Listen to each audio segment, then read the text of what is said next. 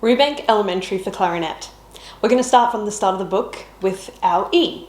So to play our E, all we want to do is we want to put our thumb on the back of the clarinet, and then we want to put our first finger on the first hole. And this will create this sound. Now this is our E, and the note that we need to play the first song. So, Rubank Elementary, page 2, exercise 1. 1, 2, 3.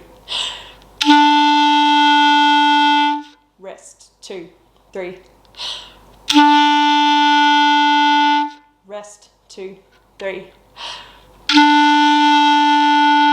Rest, 2, 3. Rest, 2, 3, 4. Now that we've learnt our E, we'll now have a look at exercise 2, which introduces our second note, which is a D. So, like our E, we use our thumb at the back and our first finger, except now we want to add our second finger. So our second finger creates a D, and it will sound like this. So now let's play exercise 2. 1, 2, 3. 3. 1, 2, 3. 1, 2, 3. Rest, 2, 3, 4.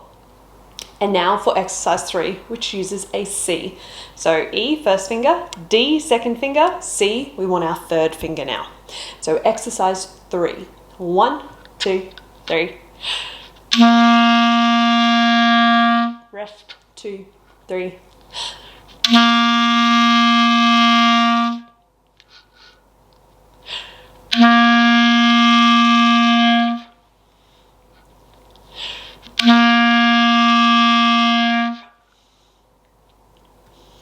And now we're going to use all 3 of those notes in exercise 4, starting on an E, then moving on to a D, then a C, and so on. So let's give this one a go. Exercise 4. 1, 2, 3.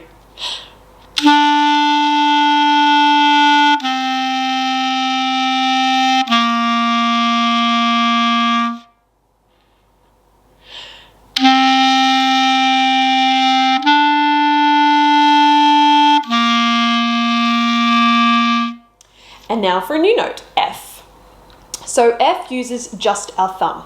We don't want any other fingers on the front, so we've got our E, which is first finger, D, second finger, C, third finger, and now for our F, which is just the thumb on the back and none on the front. So, starting with exercise 5 and our new note, F. 1, 2, 3.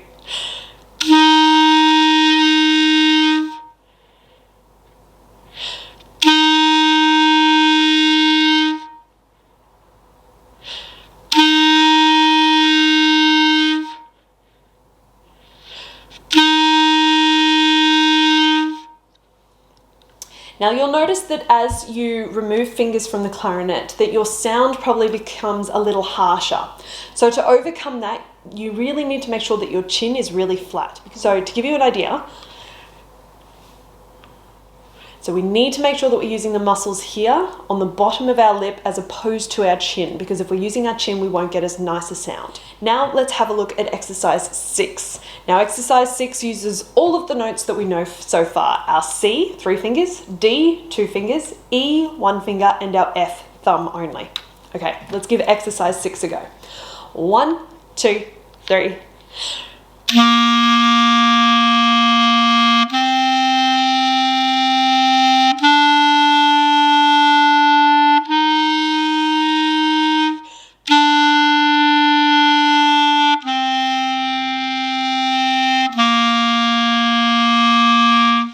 The other thing you might need to think about is tonguing or articulations. When you tongue a note on the clarinet, you need to make sure that the tip of your tongue hits the reed. I have done another video on this, so if you'd like a little bit more information on that, please have a look at my YouTube channel to find that. Moving on to exercise 7, where we have a G or open G. Now G uses no fingers whatsoever. So as you'll notice, we've gone from a C to a D to an E to an F and now a G. So let's give exercise 7 a go. On 1, 2, 3.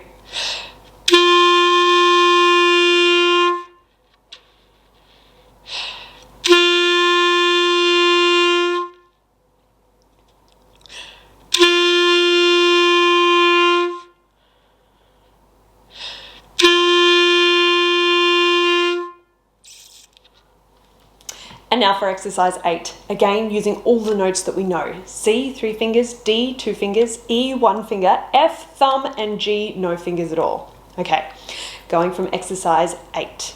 1, 2, 3.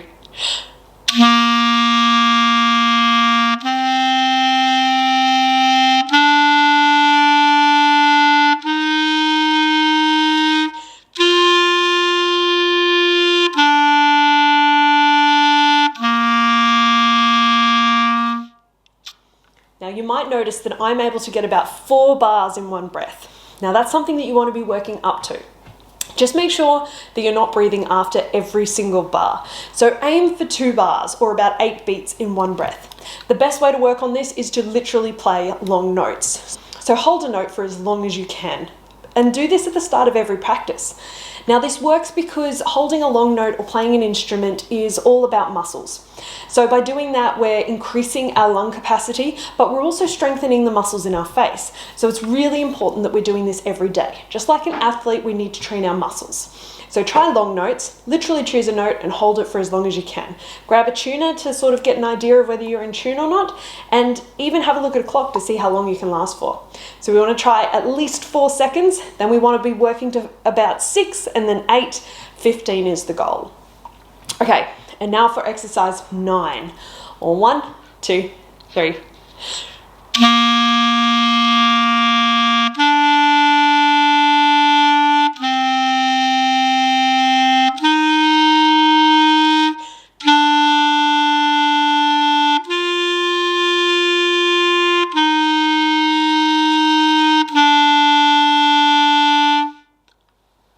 Now you'll notice that that one seemed a little bit more difficult, and that's because we weren't stepping through the notes that we've learnt. It's really easy when we go from a C to a D to an E because we're just lifting up or placing down a finger.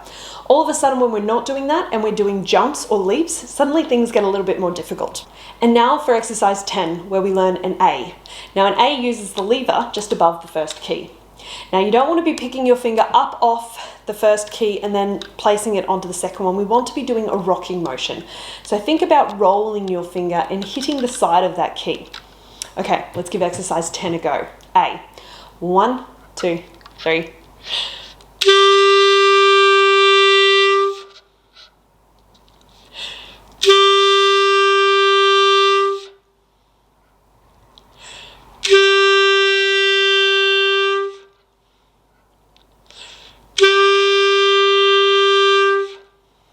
Now for exercise 11, using all of the notes that we've learned so far. 1, 2, 3.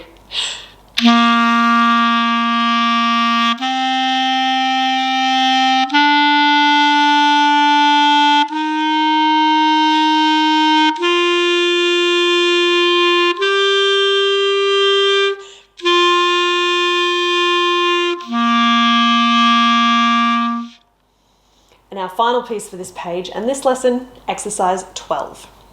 1, 2, 3.